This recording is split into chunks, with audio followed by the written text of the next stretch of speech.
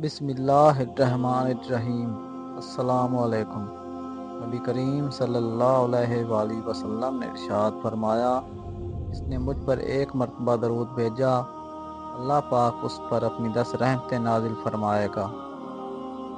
حضرت آدم علیہ السلام سب سے پہلے انسان ہیں جن کو اللہ تعالیٰ نے دنیا میں بھیجا، اور سب سے پہلے نبی بھی آپ ہی ہیں۔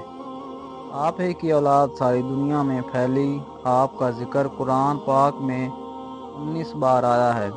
جب اللہ تعالیٰ نے دنیا کو آباد کرنے کا ارادہ کیا تو اس نے فرشتوں سے کہا کہ دنیا میں اپنا ایک نائب خلیفہ بنانا چاہتا ہوں۔ فرشتوں نے کہا، اے اللہ، تو دنیا میں ایسے شخص کو نائب بنانا چاہتا ہے جو خرابیاں کرے اور خون کرتا پھرے۔ ہم تیری تعریف کرنے کے ساتھ تیری تسبیح اور پاکی بیان کرتے رہتے ہیں۔ اللہ تعالیٰ نے فرمایا، میں وہ باتیں جانتا ہوں جو تم نہیں جانتے۔ اللہ تعالیٰ نے حضرت آدم علیہ السلام کو سب چیزوں کے نام سکھا دیے، پھر ان کو فرشتوں کے سامنے کر دیا اور کہا کہ اگر تم سچے ہو تو مجھے ان کے نام بتاؤ۔ انہوں نے کہا کہ تو پاک ہے، جتنا علم تو نے ہم کو بخشا اس کے سوا ہم کچھ نہیں جانتے۔ پھر اللہ تعالیٰ نے فرشتوں کو حکم دیا کہ تم آدم کو سجدہ کرو، تو وہ سب سجدے میں گر پڑے مگر شیطان نے سجدہ نہ کیا۔ اس کا ذکر پہلے بھی آیا ہے۔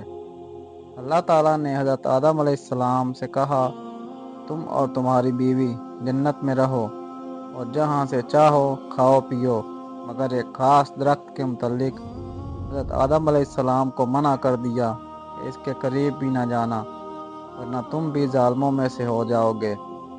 اس طرح اللہ تعالیٰ نے حضرت آدم علیہ السلام کا امتحان لیا کہ دیکھیں یہ ہمارا کہنا مانتے ہیں یا بھول جاتے ہیں اور شیطان کے بہکاوے میں آ جاتے ہیں۔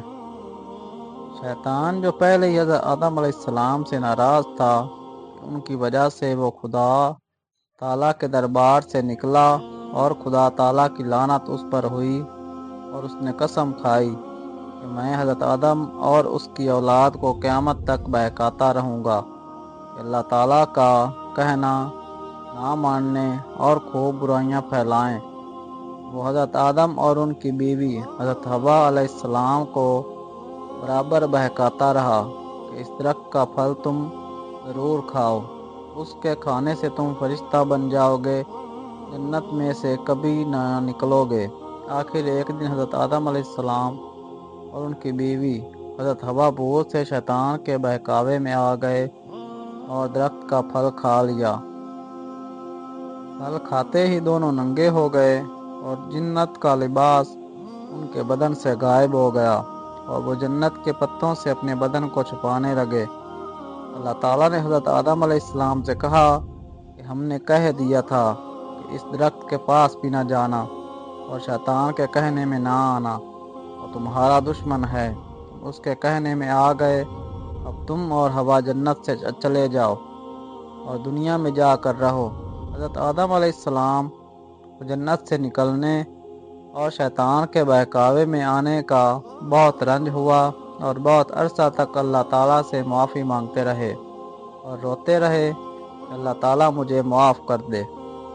آخر اللہ تعالیٰ کو رحم آیا اور اس نے حضرت آدم علیہ السلام کو یہ دعا سکھائی، اے ہمارے رب، ہم نے اپنے اوپر ظلم کیا اور تو ہم پر رحم نہیں کرے گا تو ہم بڑا نقصان اٹھانے والوں میں سے ہو جائیں گے۔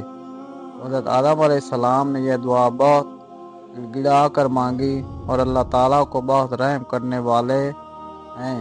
جب کوئی بندہ گناہ کر لیتا ہے اور سچے دل سے توبہ کر لیتا ہے کہ اللہ یہ گناہ تو مجھ سے غلطی سے ہو گیا، آئندہ ایسا نہ کروں گا، تو وہ معاف کر دیتے ہیں۔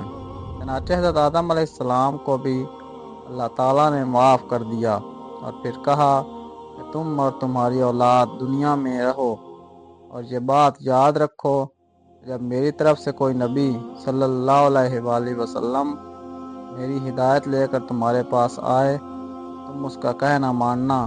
جو میرے بھیجے ہوئے نبیوں کا کہنا مانے گا، اس کو پھر نہ کوئی خوف ہوگا اور نہ غم ہوگا، اور جو لوگ میرے نبیوں کی بات کو نہیں مانیں گے اور ہماری آیتوں کو جھٹلائیں گے وہ دوزخ میں جائیں گے اور ہمیشہ اسی میں رہیں گے۔